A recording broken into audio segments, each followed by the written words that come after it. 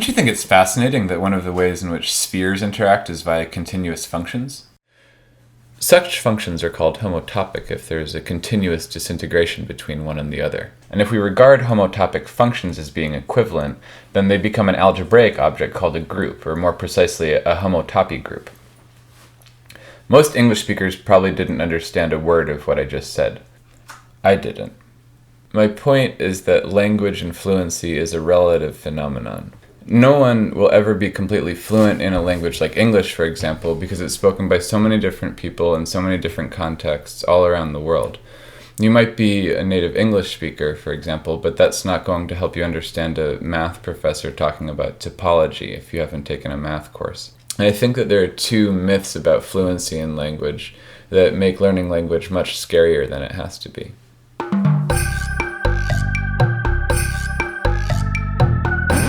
The first myth about fluency is that it's purely linguistic or grammatical. So fluency is not cultural, it's not contextual, and it's not physical, right? There's no fluency in a hand wave.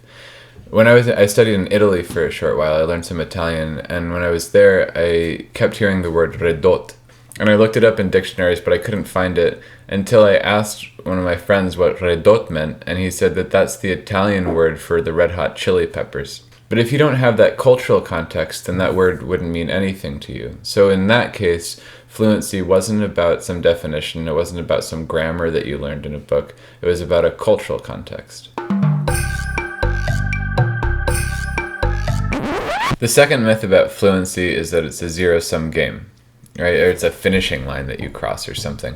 So in other words, you have fluency or you don't have fluency. But language is something that happens continually and gradually. You learn it and you become more fluent. You talk to people, you learn more about the culture, and it opens up and it grows and matures. It's a living thing. And people talk about learning language like they're cooking a hamburger. You know, you begin rare, then you pass a test and you're medium rare, and then you pass another test and you're medium, and then you're done. You're well done. You're fluent. Congratulations. And when I was in school, I internalized those kind of lessons. I think a lot of people, at least in the United States, do. And it's this kind of drill sergeant mentality, right? If you pass enough tests, then you will become fluent.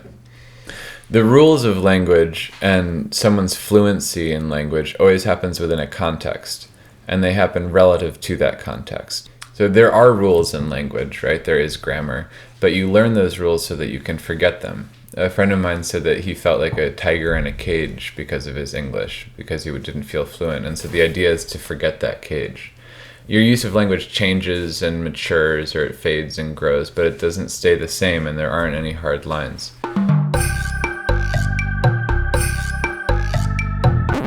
I'll give you one more example. Let's imagine that there's a graduate student who's studied Arabic and can read very complicated texts, mathematical texts in Arabic, but he doesn't know the word for grocery store. And then let's say that there's a traveler who went through Morocco and Tunisia for several months, and she learned Arabic colloquially and imperfectly and on the fly, just in the context. But she can navigate the bus system perfectly. Now, which of these two do you think is more fluent? Click on the language you would like to learn.